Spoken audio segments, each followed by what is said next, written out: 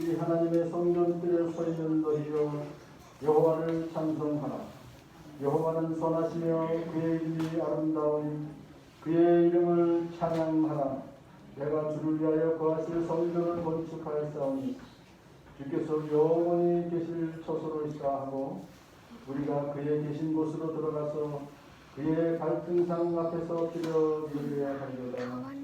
문들아 너희 머리를 들지어다. 영원한 문들아 들지어다. 영광의 왕이 들어가시리로다. 그러나 나의 하나님 여호와여 주의 종의 기도와 간구를 돌아보시며 주의 종이 주 앞에서 부르짖는 것과 비는 기도를 들으시옵소서. 내가 곧 그들을 나의 성산으로 인도하여 기도하는 내 집에서 그들을 기쁘게 할 것이며 그들의 번제와 희생을 나의 제단에서 기꺼이 받게 되리니 이는 내 집은 만민이 기도하는 집이라 일컬음이 될 것입니다. 오직 여호와는 그 성전에 계시니 온 땅은 그의 앞에서 잠잠할지니라 하십니다. 아멘. 하나님의 영신이 예배하는 자가 영광으로 예배하십니다. 아멘. 다 같이 자리에서 일어서시죠. 35장.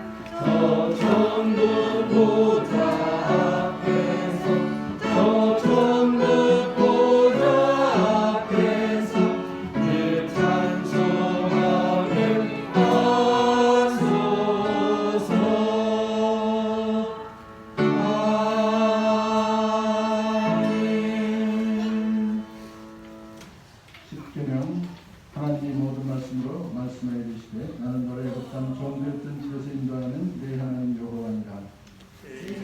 너는 나 외에는 다른 신들을 내게 두지 말라.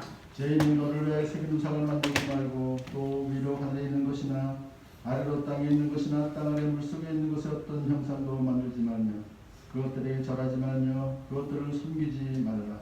내 성을 너는 내 하나님 여호와의 이름을 망령되게 부르지 말라. 제사는 안식일을 기억하여 거룩하게 지키라. 제 오는 내 부모를 공경하라. 제육은 살인하지 말라. 제 손을 가늠하지 말라. 제 발은 도둑질하지 말라. 제 손은 내 유지하게 하여 거짓말하지 말라. 제 십은 내 이웃의 집을 탐내지 말라. 예수께서 이르시되 내 마음을 다하고 목숨을 다하고 뜻을 다하여 주 너의 하나님을 사랑하라 하시니 이것이 크고 첫째되는 계명이요 둘째도 그와 같으니 내 이웃을 내 자신같이 사랑하라 하셨으니 이 두 계명이 온 율법과 선지자의 강령이니라.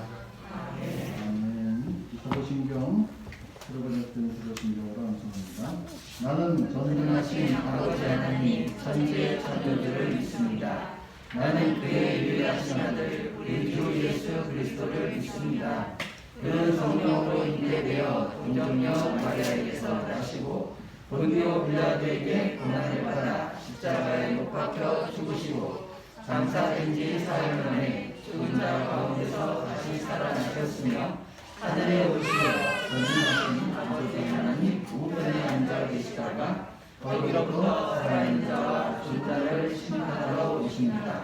나는 성령을 믿으며 거룩한 모험교회와 성도의 교제와 죄를 용서받는 것과 몸의 부활과 영생을 믿습니다. 아멘. 자리에 앉으셔서 600장 찬송하십니다.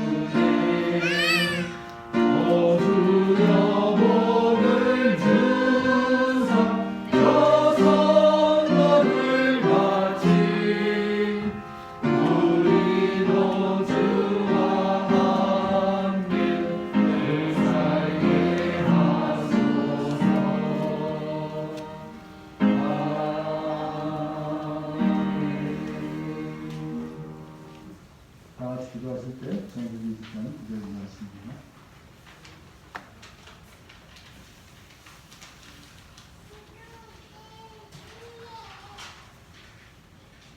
기도하시겠습니다.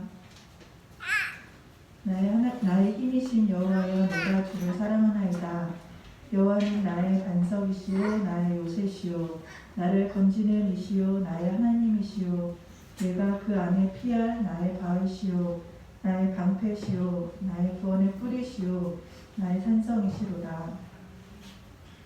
하나님 아버지, 이렇게 돈눈의 가족들 함께 찬양하고 기도하며 말씀을 들을 수 있도록 이 예배 자리에 모이게 하심을 감사드립니다.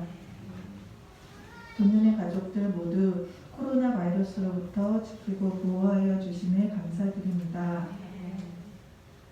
세상의 많은 나라와 많은 사람들이 코로나 바이러스로 인해 두려움 속에 있지만 우리의 피할 바위와 방패 되시는 주 여호와께서 우리와 함께 하시며 지켜주심에 찬양과 감사를 드립니다. 누가 우리를 그리스도의 사랑에서 끊으리요? 환난이나 공고나 박해나 기근이나 적신이나 위험이나 칼이랴. 내가 확신하노니 사망이나 생명이나 천사들이나 권세자들이나 현재일이나 장래일이나 능력이나 높음이나 기쁨이나 다른 어떤 피조물이라도 우리를 우리 주 예수 그리스도 안에 있는 하나님의 사랑에서 끊을 수 없으리라. 비록 코로나 바이러스가 우리를 위협한다 할지라도 모든 사망 권세를 이기시고 부활하신 예수 그리스도를 믿는 믿음으로 우리의 영이 이미 구원받았고 영원한 생명이 우리에게 주어졌음을 기억합니다. 더욱더 천국 본향을 사모하게 하여 주시고 평안과 믿음을 더해 주시기를 기도합니다. 코로나로 인하여 경제적으로, 육체적으로, 심적으로 고통당하는 많은 이들이 있습니다. 믿지 않는 사람들에게는 믿는 우리를 통하여 예수님의 사랑과 위로가 전해지게 하시고 믿는 하나님의 자녀들에게는 하나님의 역사하심을 경험함으로 하나님께 영광 돌리게 하여 주세요. 또 방역과 치료를 위해 헌신하고 있는 곳곳에 종사자들과 의료진들에게 힘과 능력을 주시고 유정자들에게는 중요한 결정을 내릴 때 바른 판단을 할 수 있도록 지혜와 명철을 주시기를 기도합니다. 그리고 모이지 못하는 어려운 상황 속에서도 매일 매주 성도들에게 말씀을 공급하시기 위해 애쓰시는 세 분의 목사님과 또 수고하시는 성도님들의 영과 육을 강건하게 하여 주시고 수고하시는 분의 은혜가 넘치게 하여 주세요. 우리의 모든 기도와 간구를 들으시고 응답하여 주시는 하나님께 감사드리며 이 모든 말씀 우리 주 예수 그리스도의 이름으로 기도합니다. 아멘.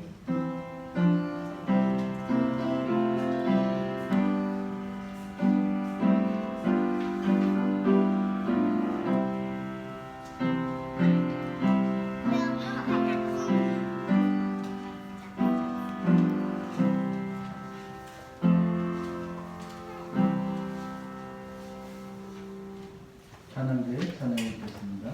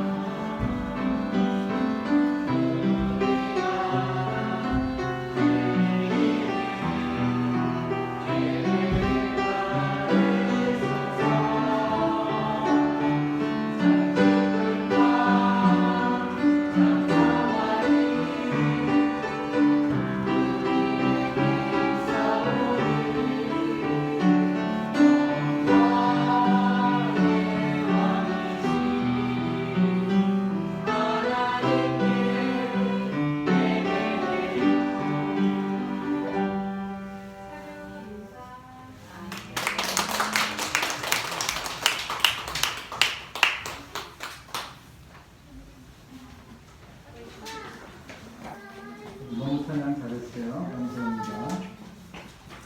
마가복음 9장 1절에서 13절까지 말씀드리겠습니다. 마가복음 10장 1절부터 13절까지. 가능한 이렇게 좀 떨어져 앉아주세요. 밑에까지는 앉아주고 양파 절려서 이렇게 서로 맞다까지 해야 되니까 앞뒤도 그렇고 가능한 충분히 여유가 있어요. 스페이스가 이렇게. 자, 이렇게 같이 그냥 1절부터 이렇게 교독하시겠습니다. 또 예수께서 그들에게 말씀하셨다. 내가 진정으로 너에게 말한다. 여기에 서 있는 사람들 가운데는 죽기 전에 하나님의 나라가 권능을 떨치며 와 있는 것을 볼 사람들도 있다.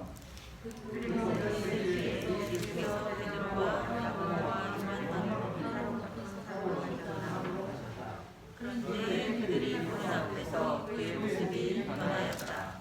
그 옷은 세상의 어떤 빨래뿐이라도 그렇게 희귀할 수 없을 만큼 새하얗게 빛났다.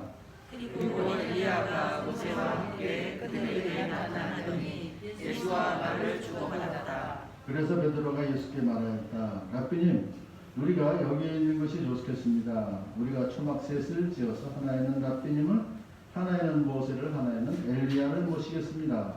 베드로는 무슨 말을 해야 좋을지 몰라서 이런 말을 하는 것이다. 제자들이 겁에 질렸기 때문이다. 그런데 구름이 일어나서 그들을 뒤덮었다. 그리고 구름 속에서 소리가 났다. 이는 내 사랑하는 아들이다. 너희는 그의 말을 들어라. 그들이 문득 둘러보았으나 아무도 없고 예수만 그들과 함께 계셨다. 그들이 산에서 내려올 때에 예수께서는 그들에게 명하시어 인자가 죽은 사람들 가운데서 살아날 때까지는 본 것을 아무에게도 이야기하지 말라고 하셨다.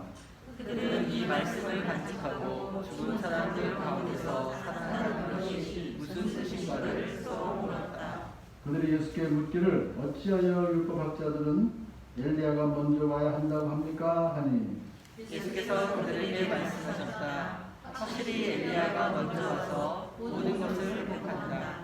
그런데 인자가 많은 고난을 받고 예수를 받을 것이라고 기록한 것은 어찌 된 일이냐. 다같이 내가 너희에게 말한다. 엘리야는 이미 왔다. 그런데 그를 두고 기록한 대로 사람들은 그를 함부로 대하였다. 아멘. 하나님 감사합니다. 예수님께서 베나단에서 영광스러운 모습으로 전파하셨던 그 사건을 함께 같이 읽었습니다. 이 말씀 가운데서 우리가 예수님 만나게 하여 주시옵시고 또 예수님께서 하신 말씀의 의미가 무엇인지 깊이 깨달아가는 복된 시간 되게 하여 주시옵소서. 예수님의 이름으로 기도드립니다. 아멘.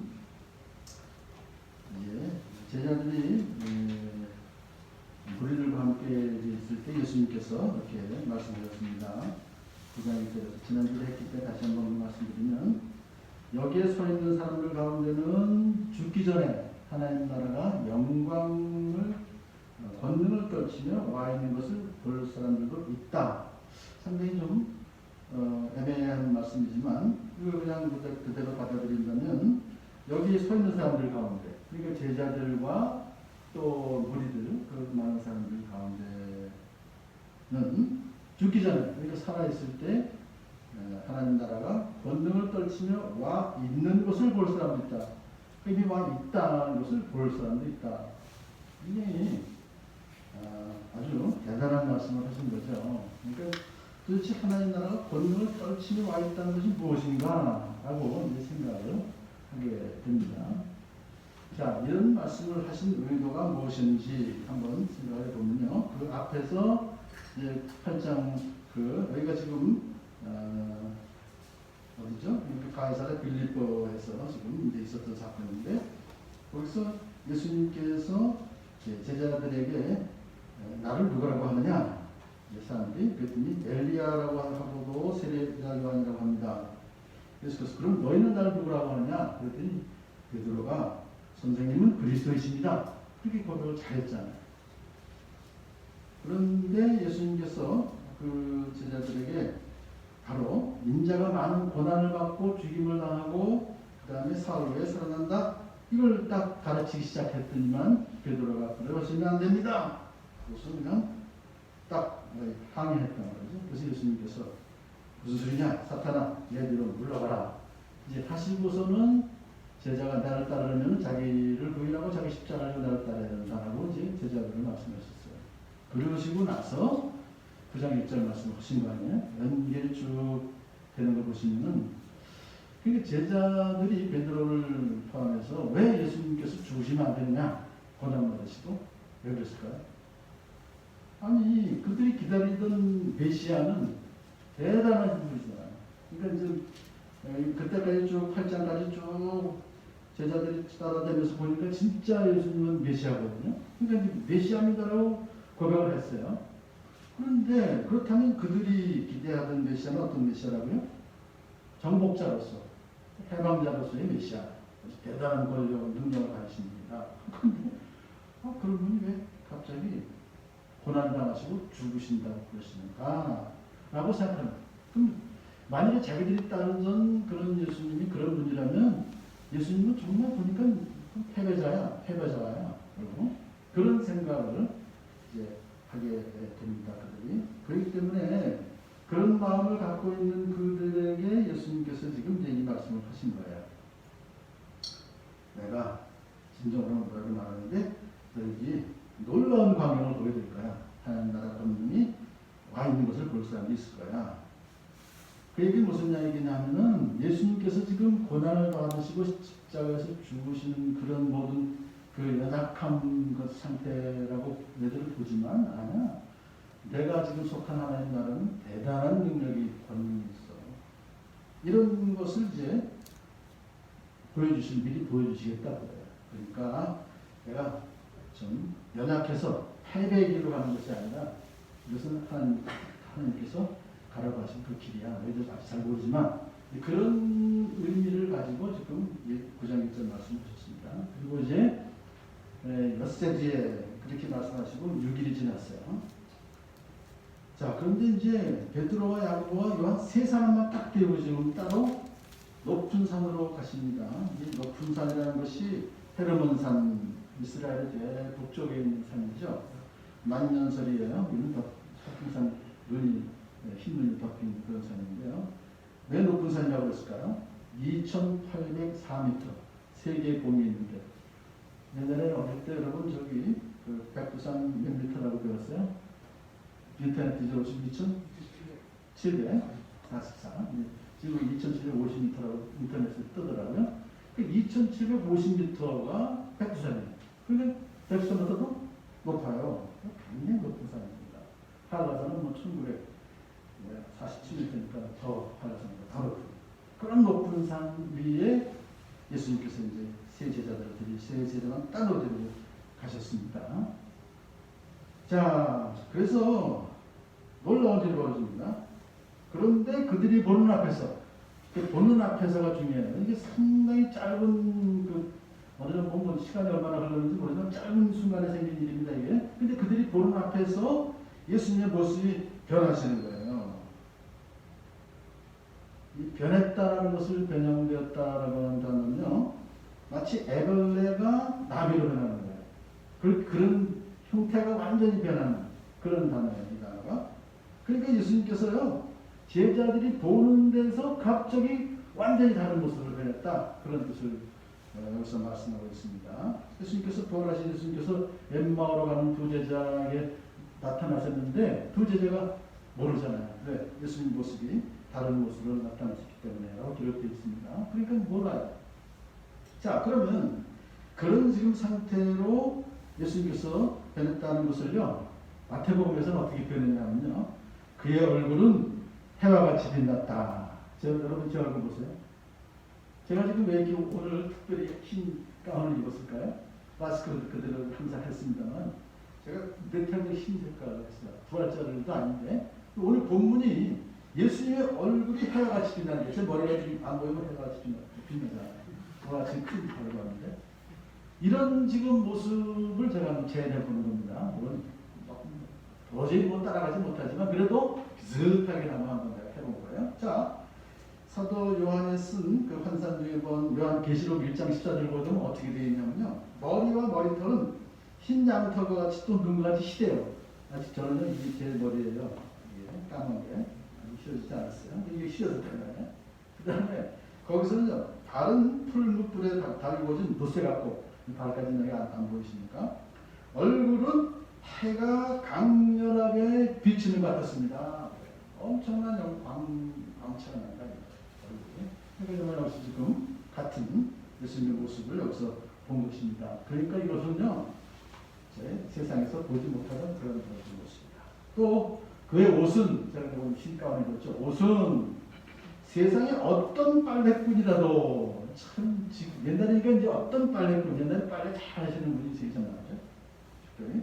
근데 이제 여기서는 이런 요새 같으면 제일 좋은 세탁기에 제일 좋은 세제를 넣어서 정말 잘 빨래를 해도 그렇게 희귀할 수 없을 만큼 새하얗게 빛났다. 새하얗게 했다.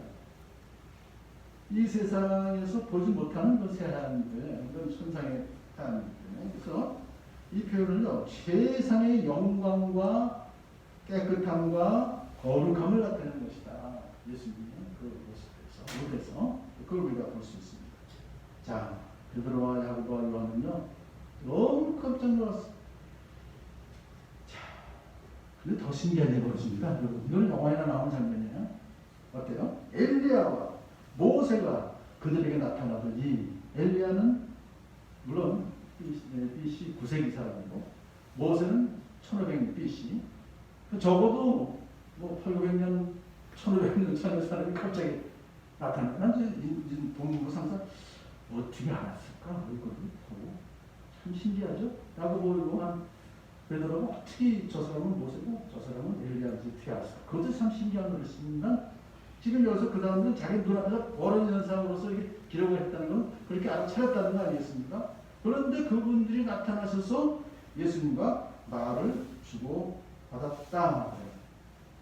그 많은 구약시대의 많은 인물들 가운데서 왜 모세일까?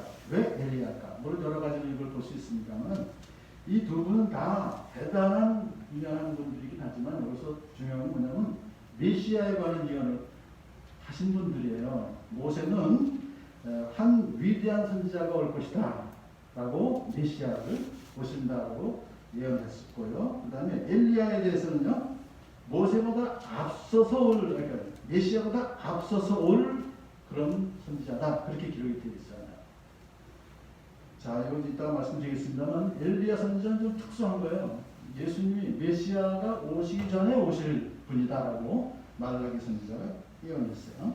자, 이 두 사람의 또 하나 특징은 하나님의 특별하신 나타나심을 각각 목격하는 선지자이고, 또 하나 있습니다. 이분들이 죽은 거 다른 사람들이 못 봤어요. 그러니까 엘리야도 다 사라졌어요, 지구상에서. 희한하게 사라진 거예요. 엘리야는 바람 타고, 모세도 아무도 모세의 시체를 발견하지 못했잖아요. 그러니까 그것은 뭐냐, 좀 사라진, 이 지구를 떠난 그 상황이 사실은 예수님의 상황을 미리 보여주는 거예요. 예수님께서도 참 그렇게 이 지구를 떠나신 분 계십니까? 아니잖아요. 그걸 미리 좀 보여주는 그런 공통점이 있다, 그렇게 볼 수 있습니다. 그런데요, 놀라운 것은 이제 누가복음 9장 31절에서는 과연 그분들은 그러면 무슨 얘기를 하셨을까? 그들은 영광에 쌓여 나타나서 예수님께서 예루살렘에서 이루실 일, 곧 그의 떠나가심에 대하여 말하고 있었다. 지금요, 세 분은 지금 굉장히 중요한 지금 이게 미팅이에요. 곧 앞으로 있을 예수님의 십자가 사건, 그 사건에 대해서 지금 미리 상의하시는 거예요. 뭔가. 자, 내용을 우리가 알 수 없습니다만 아주 중요한 지금 그 모임을 소위 말해서 헬몬산에서 지금 하고 계셨다. 그걸 우리가 여기서 볼 수 있습니다. 그 광경은 이 세상에서는 정말 찾아볼 수 없었던 놀라운 광경을 이제 베드로, 야고보, 요한 보게 된 겁니다.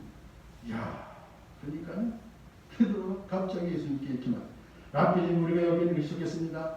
우리가 초막셋을 지어서 하나는 라삐님을, 하나는 모세를, 하나는 엘리야를 모시겠습니다. 모시겠습니다. 자기들은 여기 있겠다는 거예요. 자, 그 모습을 본 그들이야말로 어땠을까요? 드디어 우리가 생각했던 바로 그 메시아 맞구나. 예수님은 저런 대단한 영광 가운데 또 그 대단한 모세와 그 다음에 엘리야를 만나서 대답하시는 분이구나. 어이, 그렇다면 왜 십자가를 지셔? 내려가시는 십자가 지신다고 그러시는데 그냥 여기 이 산 위에서 초막 셋을 짓고 여기서 같이 살면 되지. 이거예요 지금 그들의 관심은. 지금 그들이 존경한 랍비님 그랬잖아요. 그 뭐 다른 뜻이 아니라 그 당시에 아람어로서 최상의 존칭 스승이에요. 랍비님, 존경하는 랍비님. 그냥 랍비님과 그 다음에 모세와 엘리야의 지도를 가져서 직분을 모시겠습니다. 그러니까 내려가셔서 십자가 지신다는 말씀을 드렸습니다. 이렇게 요청한 것은 사실은 하나님의 뜻을 지금 좀 거스르는 그런 요청이 있었습니다. 베드로가 이렇게 큰 실수를 왜 했을까요? 6절 보니까 베드로는 무슨 말을 해야 좋을지 몰라서 이런 말을 했던 것이다. 제자들이 겁에 질렸기 때문이다.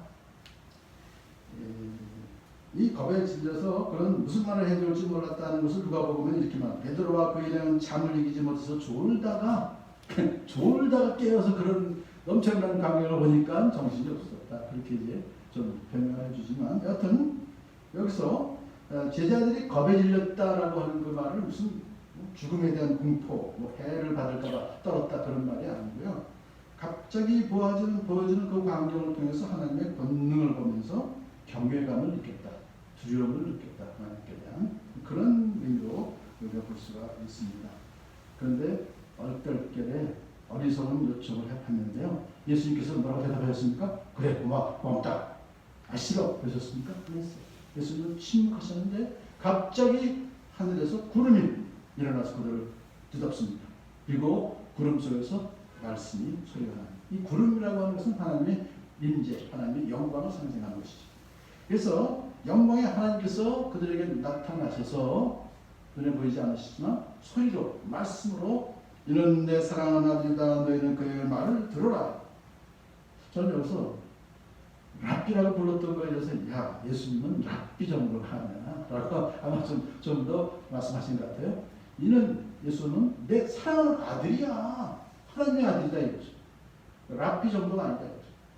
그러니까 너희들이 본 이 광경은 정말 대단한 광경을 본 건데 그러므로 여기서는 다른 성경과 달라요. 너희는 그의 말을 들어라 그랬어요. 내 기도하는 자다. 물론 그것도 했을 수 있는데 너희는 그의 말을 들어야 한다 라고 이제 명령을 하시는 거죠. 자, 그러므로 그들이 지금까지 갖고 있던 어떤 생각을 지금 하나님께서는 수정하시는 거예요.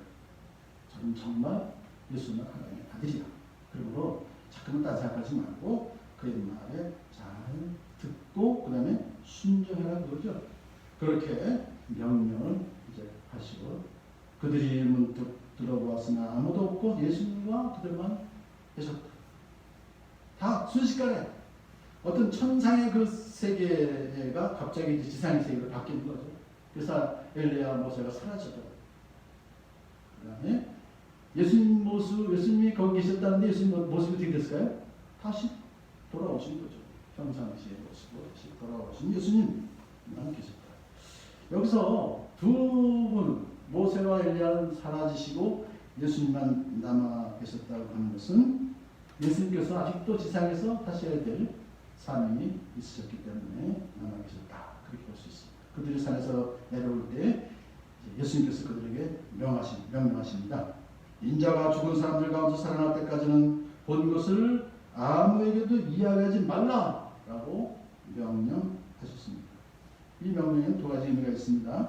너희들이 본 이 놀라운 광경은 인자 곧 메시아 그리스도가 예수님이 부활할 때까지는 아무도 이해하지 못한다.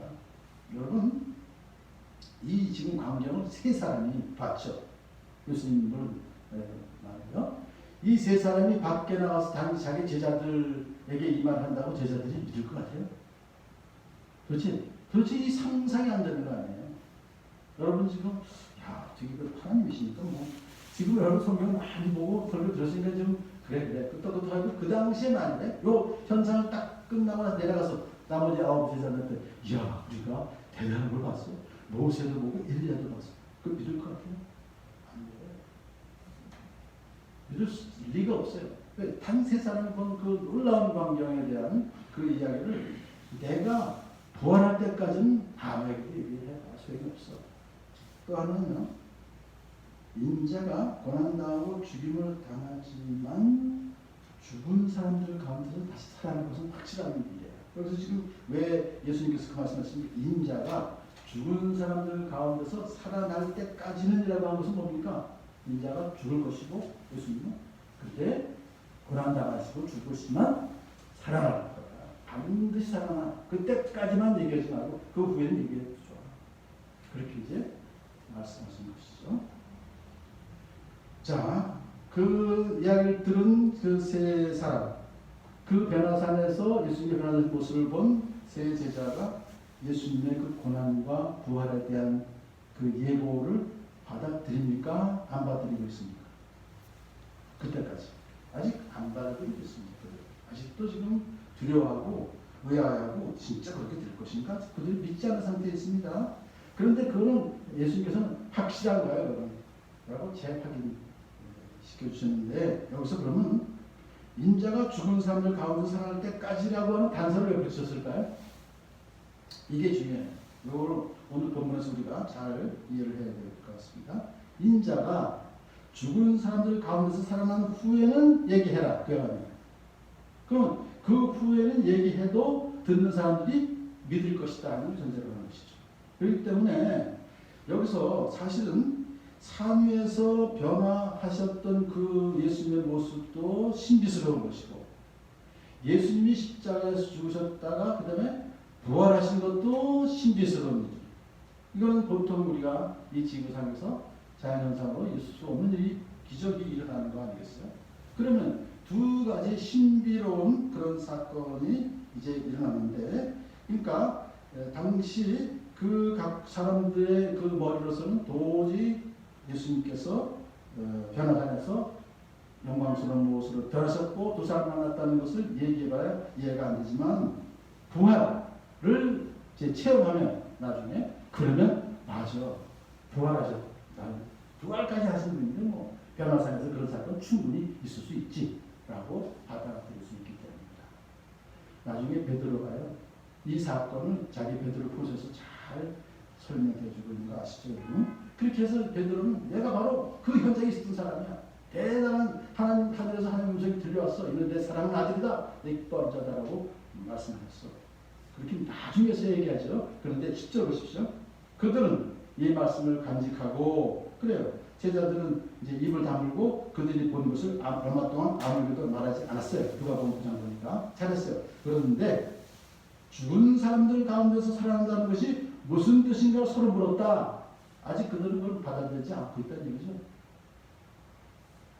죽은 사람들 가운데 살아난다는 것은 부활 신앙입니다. 근데 구약 성경이 부활 신앙을 말하기 때문에 그 유대인들은 다 믿어요.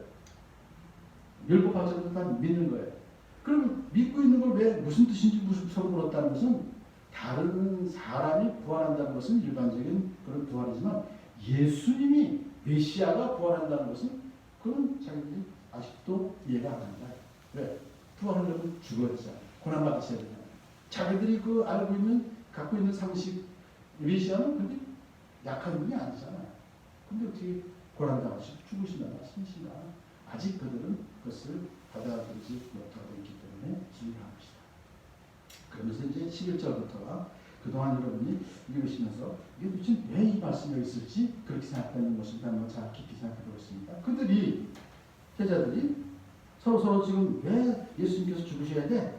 응? 죽은 사람은 살아난다는 건 무슨 뜻이야? 서로 질문하다가 예수님께 이제 이렇게 묻습니다. 어찌하여 율법학자들은 엘리야가 먼저 와야 한다고 합니까? 라고 질문해요. 참 엉뚱한 질문을 지금 하는 거 같죠? 그런데 엘리야가 먼저 와야 한다는 것은 율법학자들 다 알아요. 유대인들은 다 알아요. 안락에서 다 있으니까 엘리야가, 메시아가 먼저 와서 모든 걸 회복한다 라는 걸 알아요. 그럼 알고 있는 거니까 어찌하여, 왜 그럼 율법학자들은 그 알고 있는 그 사건을 이야기합니까? 라고 하는 것은 뭐냐? 제자들 입장에서 볼 때는 지금 내가 우리 바로 앞에 있는 이분이 메시아로군요. 근데 메시아가 오시기 전에 먼저 엘리야가 와야 된다고 분명히 성경에서 말씀하고 있어요.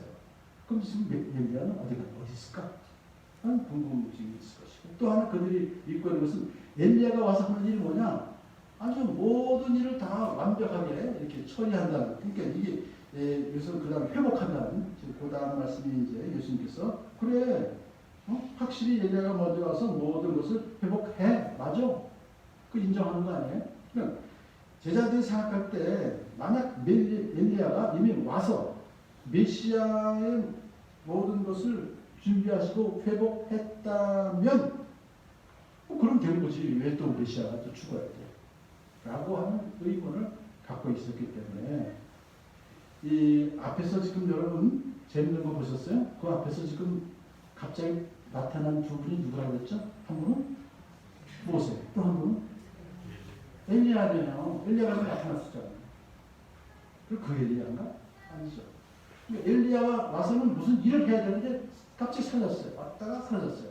그럼 그분을 얘기하는 건 아닌 것 같은데. 여하튼 엘리야가 먼저 와서 무엇인가를 준비하고 무엇인가를 회복시킨다고 하면 예수님께서 굳이 십자가를 지실 필요가 없지 않겠는가. 그렇다면 자기들이 기대하는 바가 이루어지는 것이죠. 예, 이 사람들 좀 아직도 지금 마음 가운데 예수님 죽으시면 안 돼. 라고 하는 마음이 더 크다. 자, 여러분 지금 이것을 보면서 무슨 생각을 하세요? 율법학자들은 물론이고 그 제자들까지도 그들의 머릿속에서는 항상 메시아를 기다리지만 메시아에 대한 그 기대가 다 이 세상 나라의 가치에 잡혀 있어요. 그러니까 하나님 나라의 가치를 아직 그들은 생각하지 않고 세상 나라에서 뭔가 자기들이 나오는 이 고통, 고난,